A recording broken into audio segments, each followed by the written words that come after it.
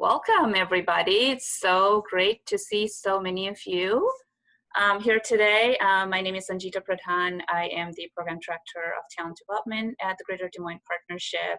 Really excited for all of you to join us this afternoon for this amazing topic. Happy Pride Month, everybody. And thank you for our speakers right away. Shay Daniels, Sonia Ray-Snyder, and our very own Inclusion Council members who are amazing and do a lot of our work behind the scenes to get us here. All of the credit goes to Greg Lynn, Courtney Reyes from One Iowa, and Dr. Erin Lane from Drake University. Let me try and advance to our next slide. Yeah, please continue to put comments in the chat box, comments or questions in the chat box as we go along. And if you have questions, and we'll try and get to them as we have time at the end. So please take out your phones. We're gonna do a quick little survey and see, check out how we're doing, how much do we know, check our audience here today. So please take your phones. There's a poll that we wanna have you join. Please take your phones and type Sanjita P 913222. My screen is covered here, hold on. 333, okay. I'm gonna give everyone a minute to do that. I can also go to the next slide while you do that because the instructions are also on the top of this next slide. All right, that is our question. If folks who are just joining us now, we are just getting to this poll. So how would you rate your organization on LGBTQ inclusion? If it's excellent, please type A. If we're doing well, but we can do more, type B. We're not doing so well, please type C. This will give us a good understanding of where we're at, and hopefully as we go along our presentation today that we can address some of those for you today. Awesome, it looks like we have a lot of organizations here who are doing some, but would like to do more and can do more. So hopefully this presentation is gonna be helpful for you. I know that we have one more question that we didn't, our technology didn't work. So let me try and do that, and if it doesn't work, we'll skip it. Let's see here if it works. And I don't think it did. So let's skip. Okay, thank you for that, participating in that quick poll with us. It gives our speakers a good understanding of who's on the line, how much understanding you all have, and where your organizations are. So without further ado, I'd like to pass it on to my colleagues and Inclusion Council members, Greg and Erin, Dr. Erin Lane. Thanks, Sanjita. Hi, everyone. My name is Erin Lane. And me, along with Greg, are going to co-host our development session today. I just want to quickly introduce myself, and then I'll have Greg introduce himself. I serve as Associate Provost for Campus Equity and Inclusion at Drake, which is a long, fancy title, which really means Chief Diversity Officer. And Greg and I have worked throughout this year on issues of LGBTQ inclusion in the workplace. And so we're excited to bring this session to you. And my name is Greg Lynn. So on the Inclusion Council, I represent Young Professionals Connection, which is an initiative of the Greater Des Moines Partnership. But Erin and I also work together at Drake. Our offices are about 10 feet from each other. So I wanted to just start us out and kind of talk about why we're here today, what's gathering us here. And I think in particular, we have all been seeing on the news about the killing of George Floyd, about violence against the Black and African American community. But I think what is important to recognize is violence is not only an African American issue, but it can be an LGBTQ issue as well. And so I know if you are like me, watching the news, participating maybe in different protests or actions, this seems like a critical time right now to be thinking thinking about communities that are marginalized within our community. And so we hope that through this session today that there are some, at least one or two tangible takeaways that you recognize and can implement or think more deeply on as you go about your work in whatever role that you hold. So we are going to talk about several things today, and we have some wonderful panelists that we'll introduce in a second. But we are going to ask them to comment on what is the business case? Why do we need to be mindful of not only hiring, but retaining LGBTQ community members within our organizations? And what Greg is going to share here in a second is that it's important because this community not only has a lot of buying power, has a lot of power in general, but also we know that companies that are more open and inclusive just do better in general. We're also going to be tackling hiring, talking about principles for how to hire LGBTQ folks, retaining folks, and then also how to think about support that creates a culture of inclusion. Okay, so as Erin said, I think for many of us in the room, we want to hire, attract, and retain LGBTQ individuals because it's the right thing to do. But there's also, I think, a real business case for why companies should be doing this. So I'm only going to cover a few of these stats. You came here to this session not to listen to me and Erin, but to listen to our panelists. So we're going to kind of get through this fairly quickly. But I would also draw your attention to the partnership has an untapped talent toolkit that has all of these stats as well as for other untapped talent groups, such as returning citizens, the Black community, and other places. So one stat that I wanted to draw everyone's attention to is the growth in the LGBTQ population over the past 6 years that the Gallup tracking poll has measured this. This increased, so from, I think, 2014, 2016, they've been doing it. I think it's almost doubled in size. And the increase has almost been driven totally by millennials. And for me, that means that this is a population that companies need to be paying attention to, because there's an increasing need for employers to be proactive in providing policies to protect populations. Currently, over 50% of the self-identified LGBTQ population is under 35.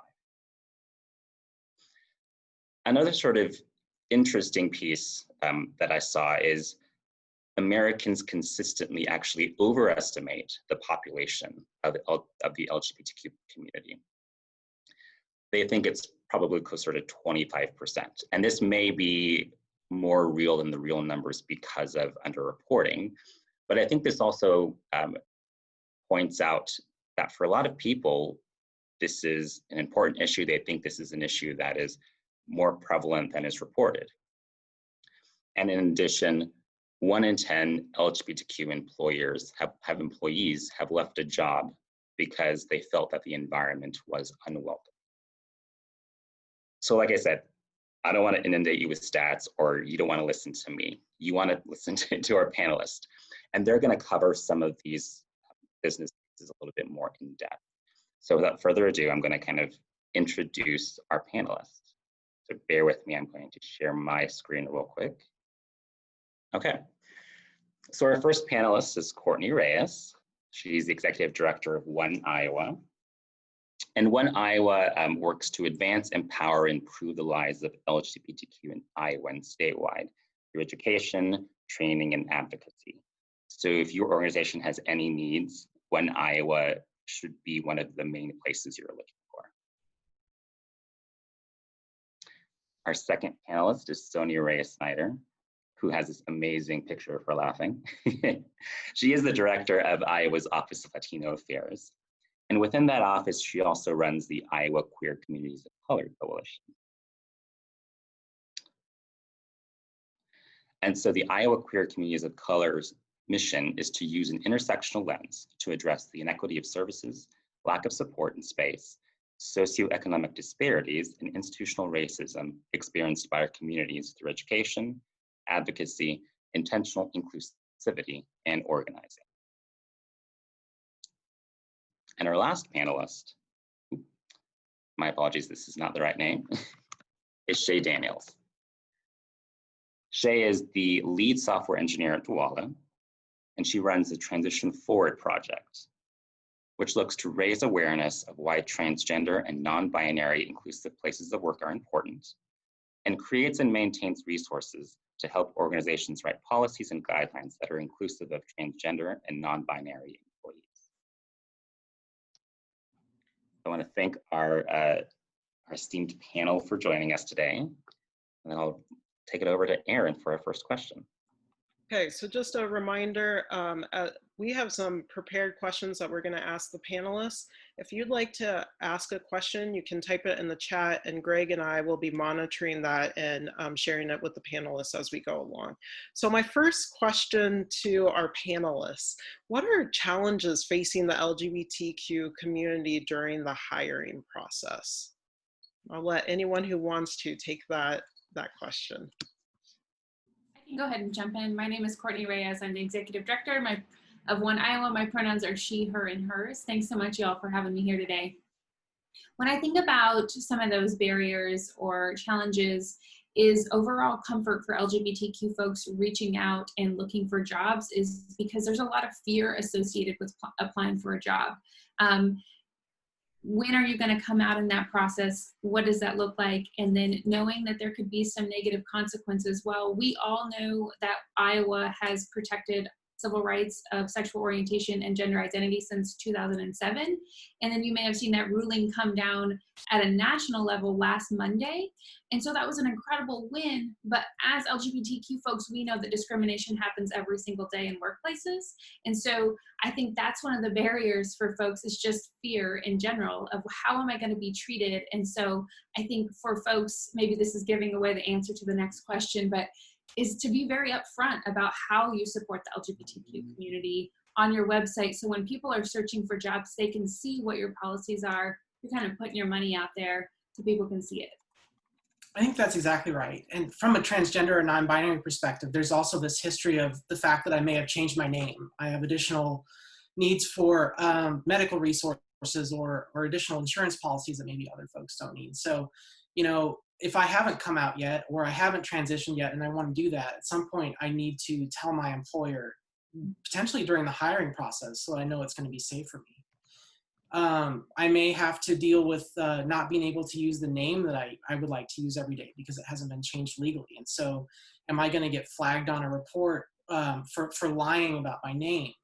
If I have come out already, or transitioned already, and I want to be go through that process, you know, are they going to find my name in a report about my credit history, or when they look up to see whether I've had felonies or things like that, right? And so all of this is also intersectional as well, because the Black community and the LGBTQ community and people of color, they're not all separate groups, right? You can be many of those things at once. And so you may be dealing with multiple fears all at the same time. Thank you. And to piggyback on what Shay said, that is always the case for me. Is the safety is always first. Is this going to be a safe place for me? Are they going to be homophobic, or are they going to be racist or anti-immigrant? So I have those three intersections to myself. So it's always a matter of safety, and also not knowing, having to constantly come out to anyone that I will encounter, because most of the time people assume that that I'm heterosexual. And so that fear of, will this, okay, maybe the policies might say one thing, but what about the people that I'm working with? How do they feel? What about my direct supervisor or their supervisor? That is always in the back of my mind when somewhere else, or in my daily life, you know, all the microaggressions that you go through when someone knows that you're an LGBTQ person. And also in working with the community, if I come out to someone in the community and if they choose not to continue to work with me because of my sexual orientation, will my company support me and stand by me? That is always one of the fears when in the hiring practices, in my experience. So y'all have talked about kind of safety as one of the big challenges.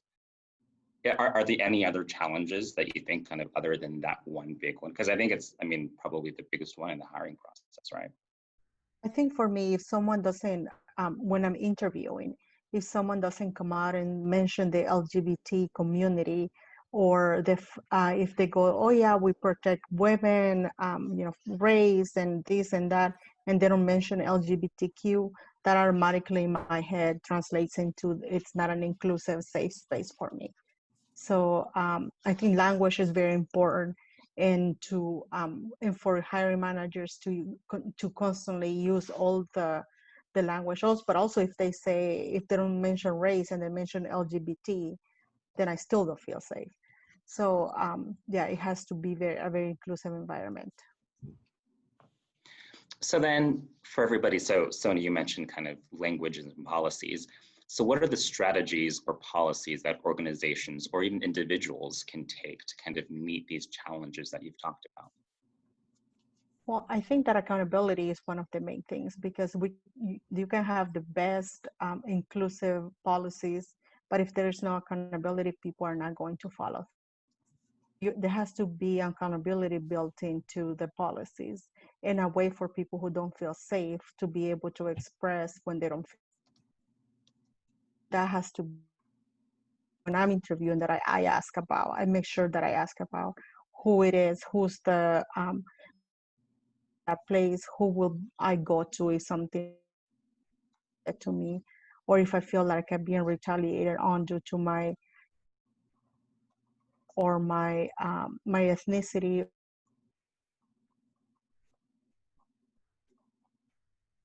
I think having those policies in place, but really looking at what your policies look like, and is it gender neutral from the get-go? Do you get to, if you're applying, is there room for more than male and female? Like, maybe these aren't questions that are going to be on those forms. So really editing what that looks like, and what are you putting out there? So the first piece of paper that I see on your application, does that affirm me as a human being? And not have a box that says other or something like that.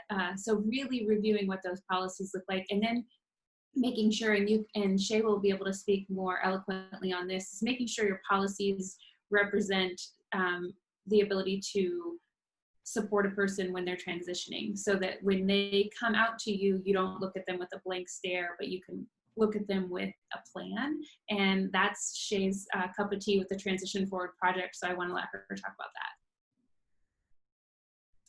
Yep. So specifically to that question, when an employee is transitioning and their name gets changed, what's the best way to go reintroducing them? First of all, they may not change their name. Like, this is such a personal thing, right? Like, Shay Daniels is actually my birth name. I didn't need to change it because I didn't want to. Other people may choose to do so or may not. So really, when it comes to transition planning, it's a very personal thing. And that's kind of what we talk about in the transition planning section of transitionforward.org. There's a whole bunch of resources there. It's really figuring out, okay, what's the timeline look like? How does this person actually want to transition? Is it a name change? Is it just a pronoun change if they're non-binary? Are there other things that need to be different? Do they need time off? Do they just want to hit it? Who in the company actually needs to know in order to generate that plan? And then, how does that person want to release the information, and what do they want to change? It could, mine went out via an email to the entire company, at a place like Principal that has thousands of employees. That's probably unrealistic to have an email from the CEO. So would you want it to be in a team meeting?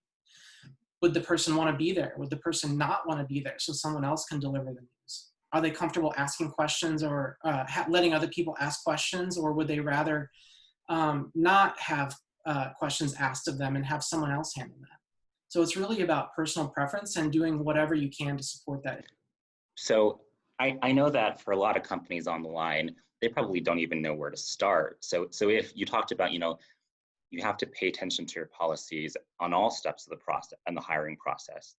I wanted to get this opportunity to kind of let you plug what you're working on. So what are resources that are available for companies to kind of figure out, hey, I need to change this, this, and this?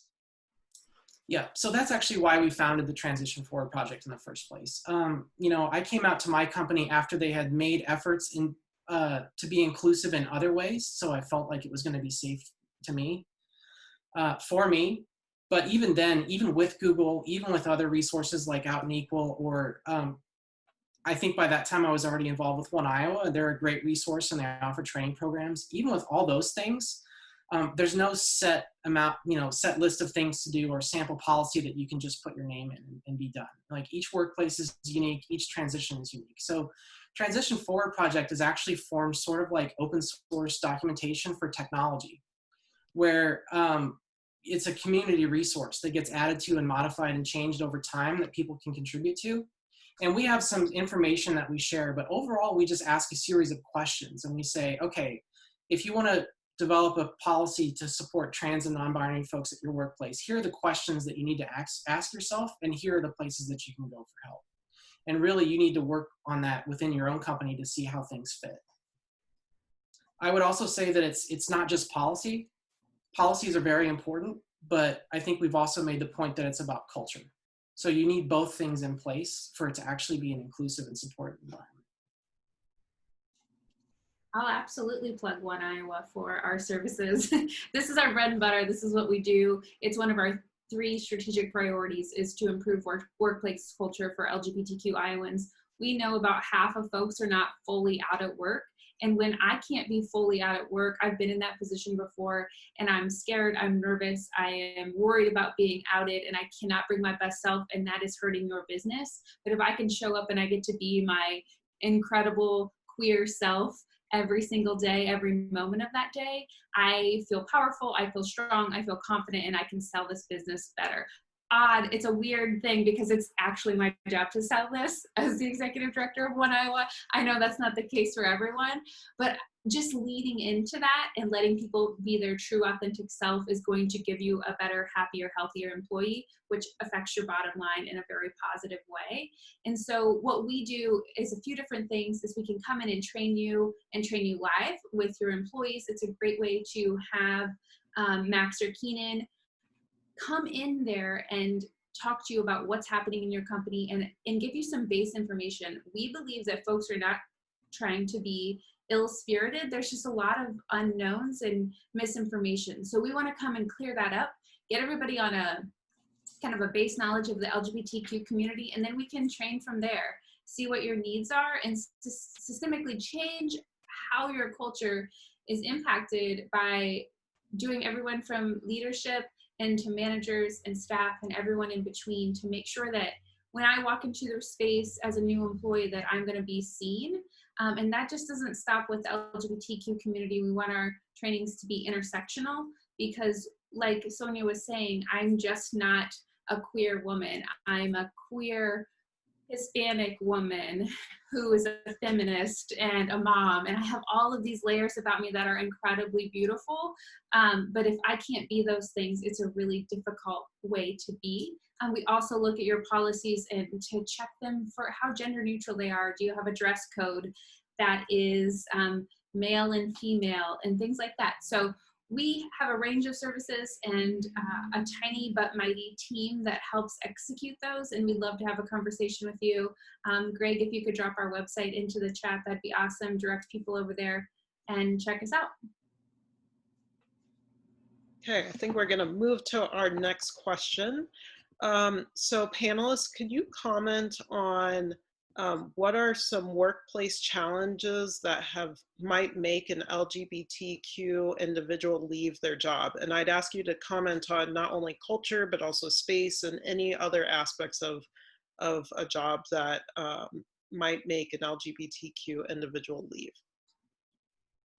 I would say for me, it's the lack of accountability for the people who are committing in the proper education issues. If there, like I said before, if there's no accountability, no amount of policies will make a difference. So that is a huge one. There's always all these little and bigger microaggressions that over time the person end up hurting the employee, end up hurting the product that the employee is supposed to be producing, and the whole environment. So there's no sectionality that that is hard for people of color who are also queer, if they don't feel safe on both, with both of those, that is also really hard. And tokenism.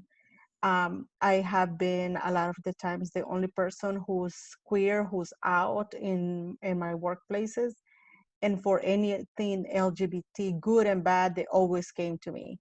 You always go to that as the rainbow in their office, or ask questions that are, and that's part of completely inappropriate to why are you person in the office.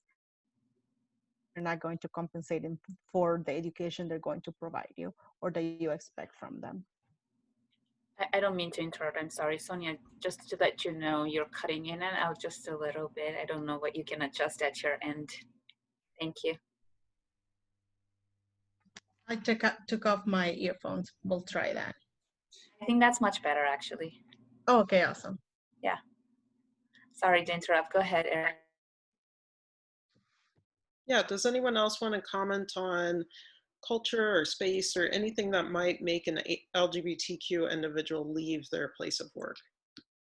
I think that to piggyback on the accountability that Sonia was talking about is that if you don't shut down homophobic or transphobic remarks and there's no one to stop those immediately, and that's a culture, because a manager is not always going to be around when those things are happening.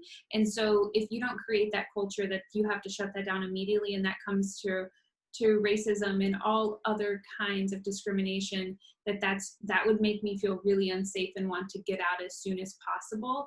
Also, things that make LGBTQ folks and other marginalized communities want to leave would be no room for growth, no promotion, that you feel stuck there because often of microaggressions and discriminations that maybe you don't even know that are happening, and you're just never get that seat at the table to really have your voice be heard. And that would make me want to leave as well. I think oftentimes when the focus on a company is with diversity, once you get folks in the door and butts in seats, people kind of say, I'm done, and move on, right? But it's about much more than that, right? Is there equity? Are there room for, that's what Courtney was talking about room for advancement and not being just a token in the office. And then one thing I have a lot of privilege in my life, being a software engineer, right? Like I can go move on. So I have the privilege of asking my company to support even further than that, right? If there's a bill that impacts the LGBTQ community, can we reach out to folks like the Partnership or Technology Association of Iowa to actually register in opposition to these bills and actually put our money where our mouth is when it comes to these policies? I think there's hesitation there because it's politics, and that's understandable because we don't want our workplaces to be super partisan. But when it comes to who I am and my identity, I don't have a choice about that, and so it shouldn't be a partisan issue. And I have friends and colleagues who are both conservative and liberal and other things. And my identity is not a question to them because we love each other as friends and people and human beings. So I want to just jump in. There's a question in the chat that says, does the panel have tips on how hiring manager staff should approach an interview so they can effectively ask questions to an applicant without offending or incorrectly labeling an applicant? Example, should the manager start by providing their own pronouns? I don't know if anyone wants to take that one. I think like Courtney said before, it really starts with that application that you're going to ask for pronouns. If they ask for, if they just assume that you can only mark female or male, those are indicators that that specific company is welcoming. And so in those environments, I would say have pictures, have the safe zone stickers up, make sure that you go that extra mile to let people know that they are welcome there. Absolutely. Getting used to saying your pronouns is one of the biggest and most affirming things that you can do for trans and non-binary folks. It often takes the pressure off of them that they don't have to be the first person to do that. If I just walk into a room and say, hey, I'm Courtney and my pronouns are she, her, hers, I'm going to get squiggly looks from some people, but then there's going to be like a warm welcome.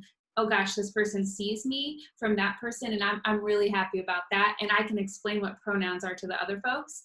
So just getting used to it, having your pronoun on your emails, having your pronoun on your business cards, nameplates, things like that, that just opens up that door that when I walk in, I can say, hey, I'm Courtney and my pronouns are she, her, hers. Also, a good tip for this Zoom call that we're on, everyone can rename themselves with the 3 little dots on your picture. And so you can see that mine has Courtney Ray as she, her. And that's a great way for folks to be able to, when we can't see each other in person, that we can make sure that we're addressing people correctly. And I just see a pronoun question came in. Can you explain what a pronoun is? So when you refer to me, you refer to me as Courtney is over there with her family, or he, him, his, if I were chatting with Greg, and one of my non-binary friends uses they, them, theirs. So those are pronouns that you often see. There are many pronouns, and maybe we can attach a link or in a follow-up email, send that out to y'all of a list of pronouns, and just normalizing that they, them, theirs is a very, very positive thing to support our non-binary community. And not everybody fits in this box of male and female, that there are plenty of people on the gender spectrum that are non-binary or gender non-conforming, and that is a great way to help them feel welcome and affirmed. And it takes a little bit for your brain. I was new to pronouns a few years ago, and you just keep practicing, and I know you can do it. So it's worth a Google search, or it looks like Greg just dropped one in there for you to check out. Yeah, I think that just to follow up on pronouns, I think it's just very, what I always tell students when I present to students, just don't assume that just because someone looks feminine, that their pronouns are she, her, or ella, that they can identify as they can identify as he or his. So that's why it's very important to pronouns and ask them what they. That, just to piggyback on that, that's one of the things we say the most at One Iowa, is to not assume anyone's gender or sexual orientation.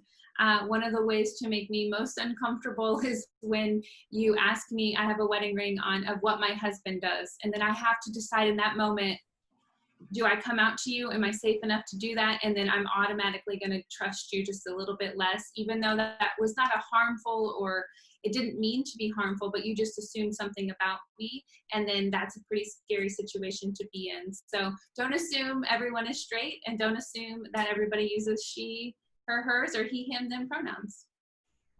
And also when, if you call someone if you ask them if they have a husband or a wife or husband or wife, and they come out to you, don't say good for you, because that's happened to me many, many times. And because people feel uncomfortable because they made a mistake. So just say, oh, I apologize, for assuming. One of the questions we get the most with pronouns is, I'm going to mess it up. And Max Mowitz, who I think maybe is on this call, has taught me the art of the apology. And the main key ingredient to an apology is to be heartfelt and to be brief, and do not make it about yourself. As soon as I misgender someone and then I say, oh my God, I'm so sorry, and then before you know it, that person I just misgendered, they have to comfort me, when really I just hurt their feelings. And so you say, oh, you use the correct pronoun. Oh, I'm sorry, they are going to do that. I'm so sorry, and you move on. And the next time you do better. Courtney, I think that's such a great kind of piece of advice for everyone, because oftentimes we don't want to mess up. But if you mess up, it's not the worst thing in the world. You correct it and you learn from it and you move on. So we've been kind of already talking in this space about strategies and things that not only companies but individuals can do. Actually, I really love the conversation about what you as an individual can do to help support the LGBTQ population. But maybe we can talk also a little bit more about strategies to change culture. So what strategies or policies can organizations take to better retain LGBTQ folk? I can get us started. Or no, go ahead, Sonia. Go ahead. I was just gonna. I think that it's very important for people who. Sonia, you're still cutting out. I'm so sorry to interrupt. Oh no, that's you. okay. I have really bad internet. Okay, yeah, please bear with us, folks. We'll go ahead, Sonia. Go ahead, Courtney. I was just gonna say, go to One Iowa and get trained. There you go. We heard that. I love that so much. Well, I will take that. Yes, please come and talk to us. Shoot me an email. My email is courtney@oneiowa.org. But one of the things you can do, I often feel like, starts from someone making a little noise, like agitating a little bit, saying like, hey, what do you think about bringing in a training for LGBTQ 101? Or have we ever thought about having an employee resource group? Those are things that don't just impact LGBTQ folks, but all different other groups of people. And then you can kind of build off of those and create some community in your organization, depending on what size your org is. That has a lot to do with what you can do and maybe how many funds, but know that there's power in people wanting to make change and power in people wanting an equitable workplace, because when you bring equality trainings for LGBTQ folks, you're impacting everybody in that place and upping the game. So learning would be the best place to start. And then you kind of build from there, and then you get excited and you can have events and have pride parties and celebrate. Like, it's not all just learning and doing this work, but how do we embrace the people that are around us? Absolutely. I think we actually covered a lot of the retention things earlier when we talked about things that the person will be looking for in a business. Those are the same things that would cause me to stay there, right? Do I feel like it's a safe environment, or do I feel like I got in the door and people are kind of ignoring me, or there's no opportunity for me to advance? Can I talk about my life and my life and coming out or being trans? Can I talk about that openly, or do I get like nasty looks? Is the company going to back me up? Did I actually get recognized for the work that I did before? Which, living 30 some years of my life looking like a straight cis guy, like I never really had to worry about that, and all of a sudden now I do. And thankfully that hasn't been a problem at Dwala. But if I was going to look somewhere else, do I find that I got a year and a half in and I'm not getting credit for my work and I'm not going to get promoted? Things like that. And then, I want it to be a positive culture too, like Courtney was saying, right? Like I want to have fun at work as well, and all the other things that normal people are, I'm normal. That's a really bad way to say that all the things that everyone else cares about, even if you're a cis person or a straight person or a white person, like, that you care about when you go to work. Like, am I working on something that I think is important? Is it just about money, or am I actually making the world a little bit of a better place too? That's something that I look for personally.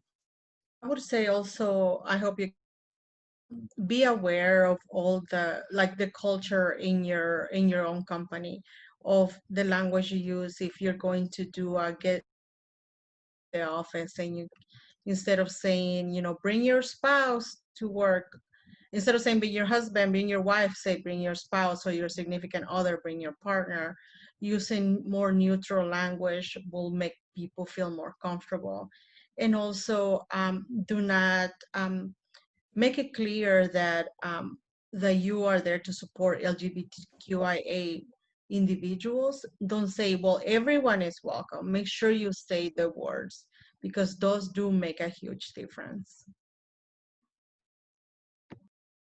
I think one of the best ways you can make people feel welcome and employ them, retain them as an employee, and just best practice is to make sure that you have people of color, LGBTQ folks, women in positions of power. So if I can't see myself at the top, that's hard for me. So how can I make sure that I'm working in an environment that I know that I can advance? And I know I spoke about that before, but I think that when you have diversity in your leadership, that's a really powerful thing. And I have seen a lot of companies who are hesitant to hire One Iowa to train them because they're like, well, we're just trying to get a gender balance. So I get it. I get it that some organizations are just all made of men and we're trying to get some gender balance in there. But why not just keep pushing? Like, why stop there and hire amazing Black and brown folks and people of color? And so I think just as you are looking in your companies, look at your leadership team and what does that look like and how do you help challenge them to make sure that they're hiring really incredible people? Okay, I'm going to move us on to the next question, and I'm going to read it as is, but I have a couple of things that I'd like you to comment on. So what are structural or organizational challenges that might hinder the promotion and success of LGBTQ individuals? But maybe if you could take it beyond just the promotion and success, but what are some general structural systemic issues that the LGBTQ community faces, both in employment and elsewhere, that might impact them? Well, I think that to begin with, all of the systems that we have in place, LGBTQ people or for people of color, that is the foundation of everything we have. So with us knowing that that is, and recognizing that and making the necessary changes to your companies would make a big difference. To know that when someone comes in, your company is not designed a person of color for that LGBTQ individual. That is the first step in order to be able to make the to be inclusive and to get the workforce that you need in your company. I can talk about a couple of other structural things specifically in technology because that's a little bit of what I'm an expert in. Specifically, you see a lot of job postings for software developers or whatever that say must have a computer science degree. That's actually not that great of a thing, right? Because if you look at folks who have had to face racism, sexism, homophobia, all of these other things in the community, they have less access and opportunity for education, especially formal education. And so if you're saying, specifically preferring degrees and even to the extent of like Ivy League colleges and not historically Black universities or other things like that, you're setting yourself up for failure there. So really look at what is actually required to do the job and focus on opening up your pipeline more to give folks a chance.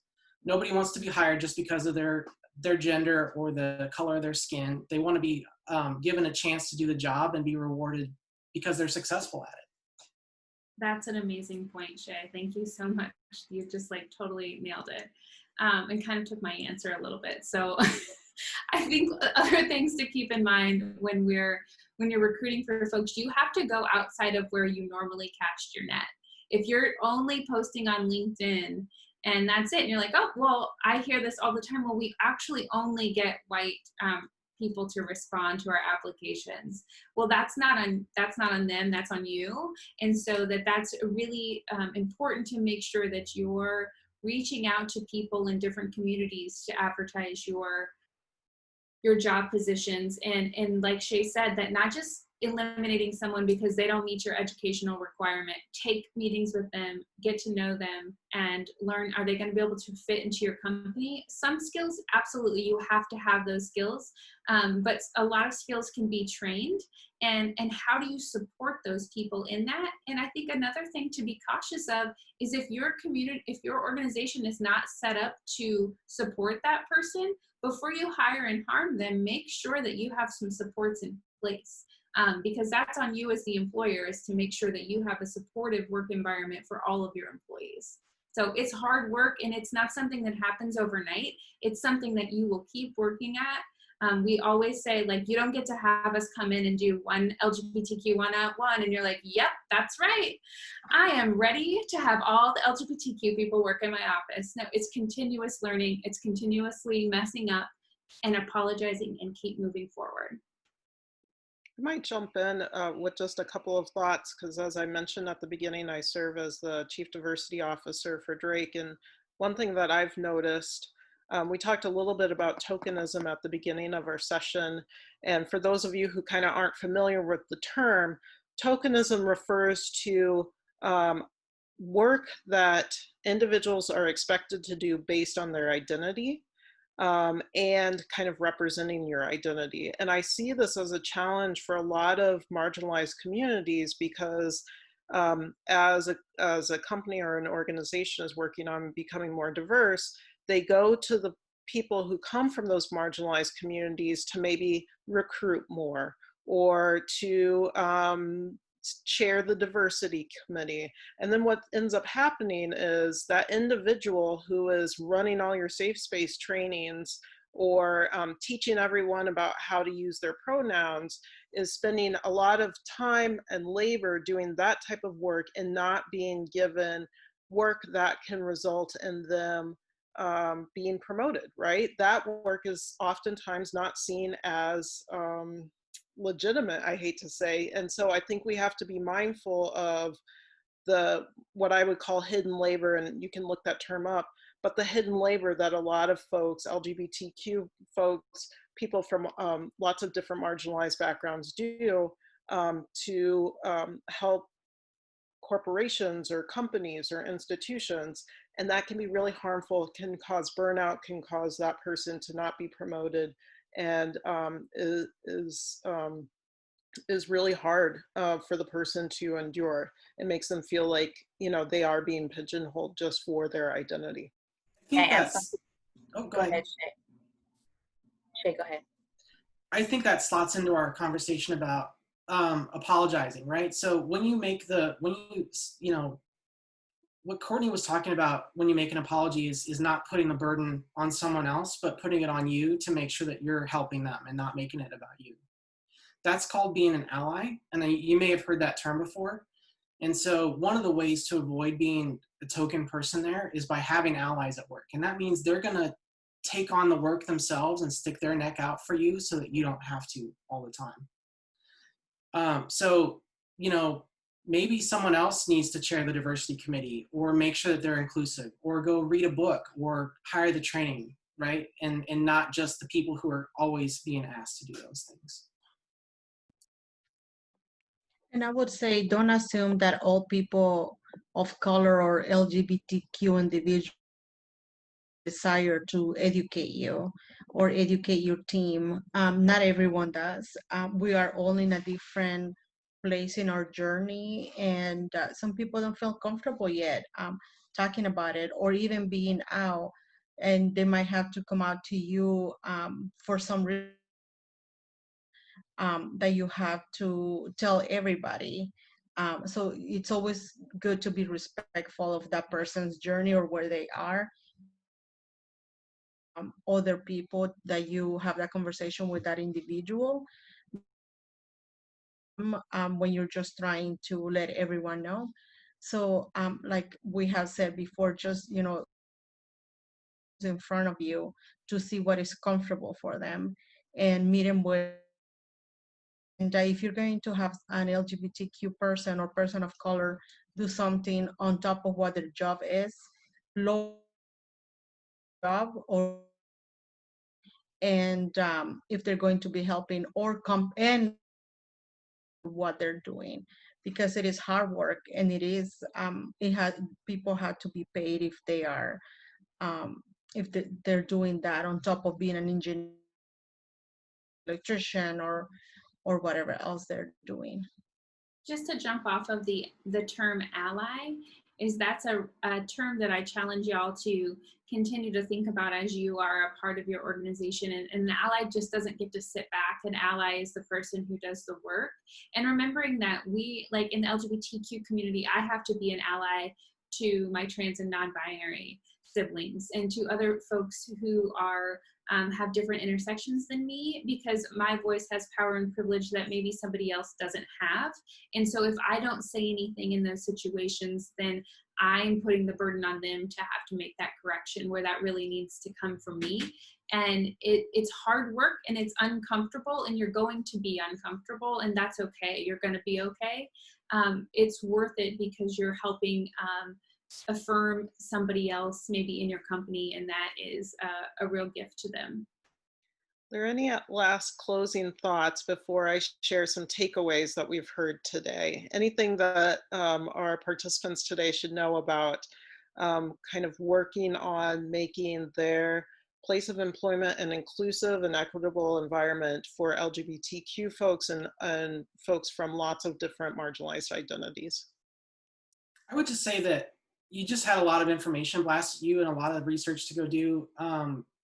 You can do this.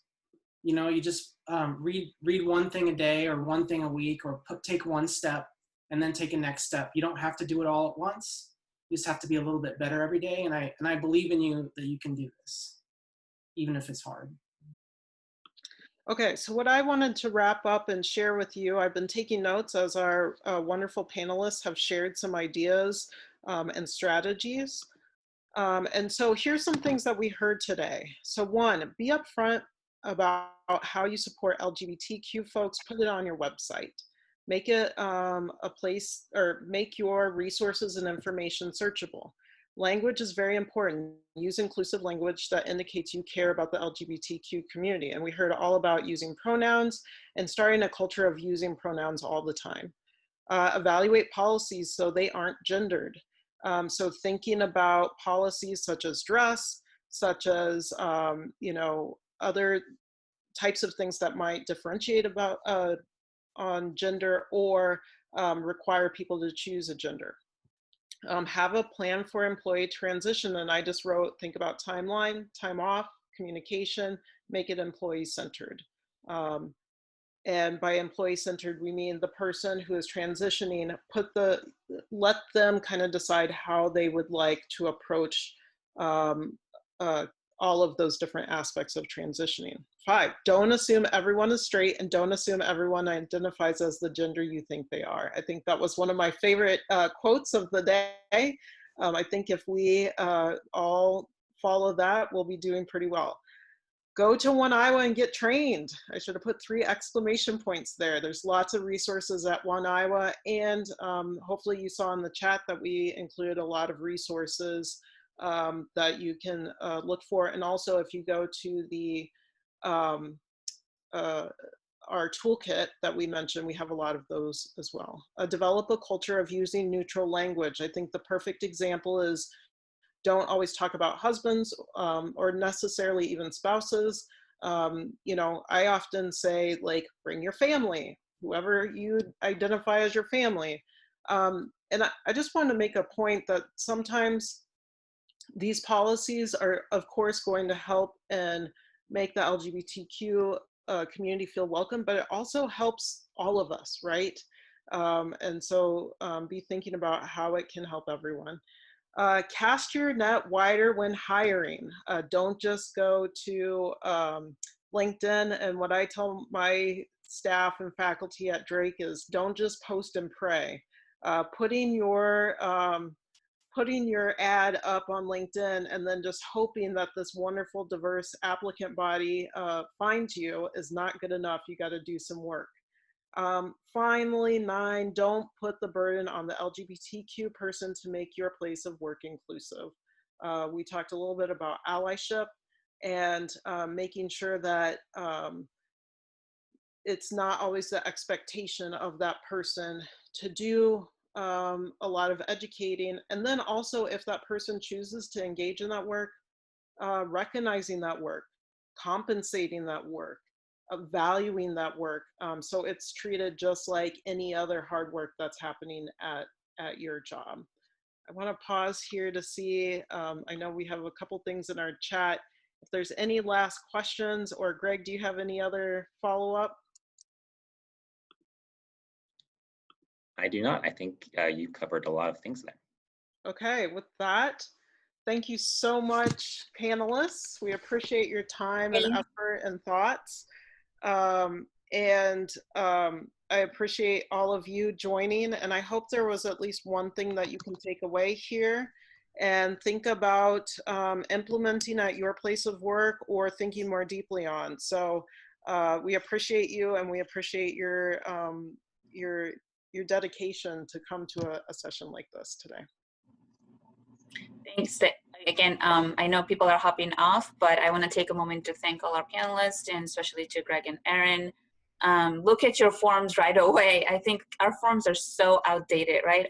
Most forms still say male and female, and that makes me mad. We're trying to change. Nobody's perfect. Don't be shy about this. Don't feel terrible about this issue that we don't have. This is a journey. It's not a destination. Again, there's lots of things to do. I always say micro learning.